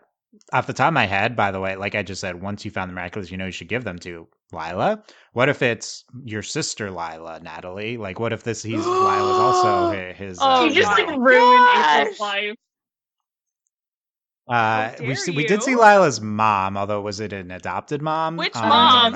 We've seen like 5 moms. Oh yeah. Oh, that was like a conned woman who was so right. So off the top of my head, and I'm sorry if I'm just like narrative on a chalkboard ruining the future twist. I don't know, but that would be the obvious thing to me. Would be, okay, Lila's true identity is also the daughter of this guy, sister of Natalie. That would be a way to tie it kind of all together. Oh my God, they're trying to bring back their mom. More dead moms. More dead moms. Yeah, this is more campy fun than it is. Like, I feel like Ladybug already nailed the perfect emotional villain investment, right? What they're doing with Gabriel the last few seasons. Like, I feel like they did that, and then going from that to like vague counsel that we have no investment to anything. None of this is. Lila it's just doesn't fun, have but any real motivation. Lila doesn't either. So we're not right now, really there. Just like Lila just seems crazy. Lila's just that's it. Yeah, in a room full of books, and then there are these people who I guess we found the big bad's villain. I will say, though, I do like that we're going bigger than the previous villain. I think generally that as a reader or watcher, you do want there to be the next step up. Like, I am kind of like always kind of speculating about that in stories like this. It doesn't feel right at the moment. I just like, it doesn't make sense for Gabriel to have been working for an organization, right? Like we've just been talking about, like his motivations are so personal. So we'll see how they handle it. I think there's a lot of interesting things we could do. I My think, suspicion. Go ahead first. Yeah. I just think this is, we just had 5 seasons. I think this is like the next big thing for 5 seasons. And it also, it doesn't feel super out of place for me, at least. Like maybe we won't get anything else until next season. Like who knows? Like I think it's one of those things. Like I think we're right. Like, yeah. really That's what I was gonna seeing- say. That's what I was gonna say. I suspect we're not gonna have many of these scenes this season, and that this is more of an end game arc 2 thing. This is the Lila season. The council will come into play in a few seasons from now. Or they may even start to really make an impact at the end of the season. At the end of the season, we get the machines plan into action. That's probably the default finale, and then that starts to set up them being more of a thing. Yeah. And honestly, I really liked this scene because, I mean, coming off of season 5, like I said earlier, I was like, how does Tomoe fit into this? I was very much like, she's going to be the next big bad, which kind of we're hinting at in a little bit of a way. I mean, obviously the council's the big bad, but Tomoe's like the driving force behind it. So like this scene made me feel justified. Nice. I do really like how Tomoe plays into this. Yes. And yeah, I like that we're continuing on Tomoe and her being it's nice how they like set her up as the machine while making it clear while still being mysterious. And then I like that Natalie comes into play here too, continuing Natalie as a character. So there's a lot of good elements here. I think this is fair. One brief request is I think we need to have someone who we know be a member of this council that we're not aware of as evil already, and I don't know who it Chloe's is mom. because no, right that's a little obvious. I want someone who we didn't know was evil. Like I mean, okay, but the problem is people are too pure on this show. Horrible thought earlier. I had a horrible. Okay, here I had a horrible thought too, but it's not true. Go first. Yeah, but this is also my horrible thought. So my horrible thought, which when we started talking earlier, I was like, what if her teacher, the mayor, yeah, I know. She came to mind first. Miss Bustier. Which would like straight up ruin my life. I don't.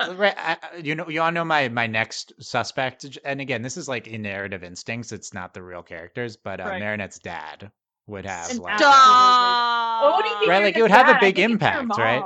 Mom, that would, yeah. See, my guess was like small potatoes. I was thinking Amelie.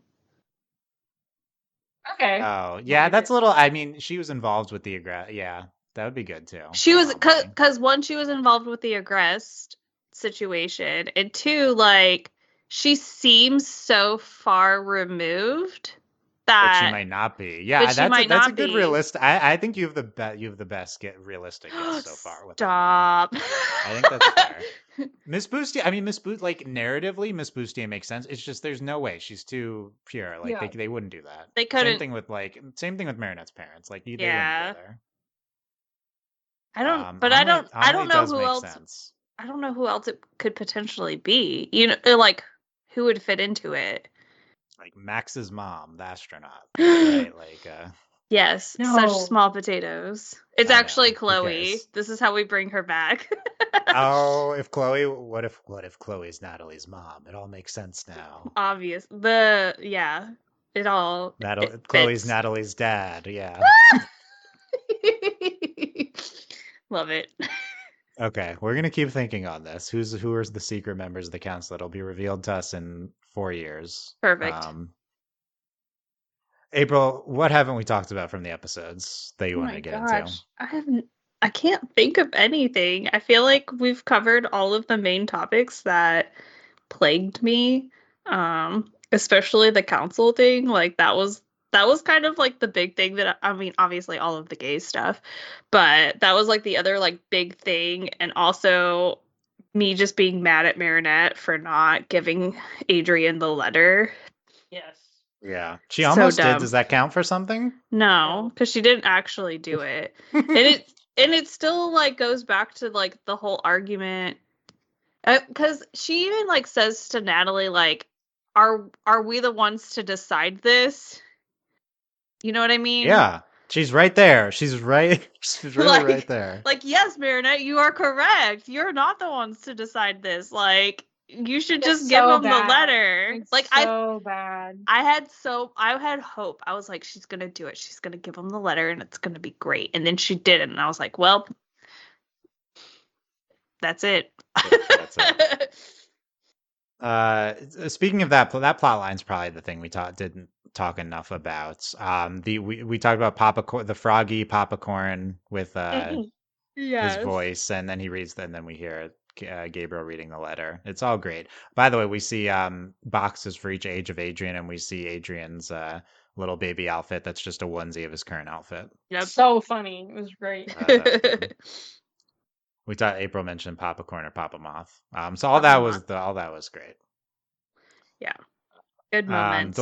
Delaney, I did want to talk about the Marinette being sick plotline. God, like, why? Like, why? Like, do you have a super bug? Like, there's no reason for you to be sneezing like this. She is a superbug. Ladybug. So irritating. Like, I was like, ma'am. Also, why are you at school? Go home. You have universal health care. Oh my God. So like, first of all, it's gross that we had to watch the snot in the new animation. Yeah, I hated that. It's gross and it's way too green. Girl, go to the doctor. Also, and, like, how hard is it to just admit that you have a cold or something? Like, I don't know. I really don't. Like, you're sick. Like, yeah, no. I want to echo Delaney here and be serious for a moment. Even though I know this is just a stupid, silly plot line, and in TV shows, it's how it works. As characters are like sick or something, and it's like part of the plot, and it's like ingrained into our trope, like TV tropes, mythology. But for a show that is so morally positive now, to show the main character being like clearly sick and not staying at home is, I think, really bad, and a really bad aspect of our culture right now, particularly Western culture. So like the children need to understand, if you're sick, you need to stay at home. If you absolutely can't stay at home and you need to go into public, you need to wear a mask, a respirator mask, a KN95, N95 mask. Especially when you go to like perfect magic school. Like, what's it matter? This is a show that's like, it's so clearly has like a moral vision, and yet not spreading disease seems to not be part of it. I think this is a blind spot for the people involved here, probably, as it's a blind spot for most of the world right now as the COVID-19 pandemic continues, and people should be wearing masks in general when they're out in crowded public places, especially. Okay, there you go. Especially but yeah, it's also, if you're sneezing so loud they think you're a jet engine, you should be at home. You should go see it. You should see all. It doesn't matter what year. Pre-pandemic, Marinette should be at home. It does. It does not really matter. And TV shows do this all the time. They like don't take sickness seriously. It's very frustrating. People don't take sickness seriously, especially when we know Rose has been sick. Yes. Oh, true. Yeah, Rose is probably high risk immunocompromised. Like she should. That's especially egregious. Absolutely. Yeah, no, and I don't think it's intentional malice. I just think people just are, for some reason in our culture, are not aware of. You should not spread diseases to people. It's very frustrating, particularly after the events of the last 5 years. They've not learned still. It's nuts, absolutely bonkers. Yeah. That plot line. I will say the one redeeming thing about that plot line at the end with the theme was like, you have to be true to yourself. I did think that they kind of got there at the end with like, okay, yeah, don't hide your true nature, Marinette, even though it's like her being like her loud sneezes, which sure, like you don't need to hide that from Adrian. You can be true to yourself. And I did think it tied in well enough to the main plot. I guess, I mean, in its own way, it tied in. Even though it's clearly like a comic relief B plot. And again, it is really interesting that Marinette's like the comic relief B plot of the show. Like, that's where we're at. I don't think it'll be most episodes of the season, but it is interesting. They did. I mean, we were kind of warned that there would be more of a focus on other characters. So I guess it's kind of nice to see that they followed through on what they said that they were going to do. Even though, again, like these 2 episodes, it was characters that we've barely seen anything or been involved with, so it's kind of nice. I can be in on that. I just want us to focus on like more significant characters. No shade to Mark, Nathaniel, and Ivan. Yeah. But where's our Alia focus? Where's more. I mean, barely seen any Kagami. Have we seen Kagami at all this season? We've seen her. Luca's been sidelined. I mean, I know I joke about Luca, but like seasons 2 and 3 presented him as one of the more significant secondary characters, but now he's continually sidelined from the show and in favor. So instead, we're just going to focus on these like tertiary characters every episode. I don't think that's going to work as well. Honestly, I was surprised we saw Luca and El Toro. I was really shocked. Look, I'll take what I can get. It was amazing. He was there. His new design is glorious. Let's be clear. Oh, he's like, I think his guitar is blocking it in this picture, but like he's not, like his shirt is not buttoned. Like he's just like has a like living life. Man, I guess that's the Brazilian life is two necklaces, an unbuttoned shirt, a million bracelets. I am happy with his design. Let's just get him back in Paris, please. We'll get on that. Okay. I'll look up flights from Brazil to Paris. Right, we're gonna free him. We're gonna free him. Okay. Delaney, was there any final thoughts or anything else from the episodes? I just really liked them both. Yes, April. Good episodes. Okay. Oh wait! We did forget something, and it was that Marinette straight up made Adrian think he smelled like cheese for like 15 minutes. That's right. He even went to Plog and was like, "Are you bringing cheese to school?" Which is reasonable. Plog was like, "I wish you smelled like cheese." Like, and then finally, he comes to Marinette and he's like, "Don't I smell amazing?" And she's like, "What are you doing?" I love the like animated like perfume clouds around him. It was so funny. Like, one, it's really funny seeing Adrian be self-conscious, and it's so funny that he thought he smelled like cheese. And also, honestly, I've been wondering, does he smell like cheese? Because he has to keep cheese for Plog. Like, it's so funny. That part did tie in well, yeah. I like going back to the cheese stuff. Cracking up. I thought it was really funny. Plog was like, no, maybe in the past, but not me. Not now. And then also, I wish you smelled like delicious cheese. So funny. Yeah, that's fair. Okay, what should the screen cap be? Let's go down to the. Should it be Luca? Should it be Rose and Julica? Should it be Mark and Nathaniel? Should it be Cowboy Ladybug? There are a lot of good options here. Okay, I really like the one where Rose is like has her hands on Julica. Yeah, we like Cowboy Ladybug is also like hilarious. I know. I was like, Cowboy Ladybug is so good. The animation in the last Mark and Nathaniel scene is gorgeous, by the way, looking at those screenshots. Yes, absolutely. Really I love Cowboy Ladybug, yes. We need Ladybug in... What's next? Space Ladybug. We've done that. We've actually probably done most things, let's be honest. Period piece Ladybug. Period piece Ladybug. Let's do it. Okay. That's all for our discussion on El Toro De Piedra and the Ruler. Currently, as of this recording, there are no episodes scheduled. Last podcast, I said there's 2 more coming, and then they got delayed by a month, so I'm just not going to say anything about what even though I said something. Just stop jinxing it.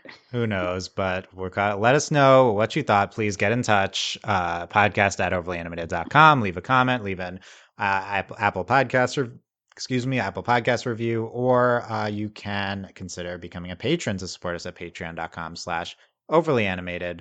Thanks to all of our patrons, especially our patron of the podcast, somewhere as I try to open all my notes from everything. It's been a minute, Steve, and thanks to our patron exec producers, Steve, Michael, and Phonician. And I don't know, come to the Overly Animated Discord. Let us know what else you're watching. Give us your theories. Oh yeah, and give us your council theory, evil council theories. Yes. What should we name them? By the way, we have an eye, we have bricks, a pen, a wheel, like a king scepter, diamond. I don't know what Natalie's dad is. It's like corn, or is it Was it a rocket? I don't think so. There's the machine, there's the drama mask thing, a sword, a fire, and like an isotope. Interesting. Okay, so well, I guess we could speculate based on the symbols who everyone is. So get your call it now before they start revealing stuff. Let us know who you think everyone is. And that's it. We will see you next time, guys. Thanks for listening. Bye. Bye.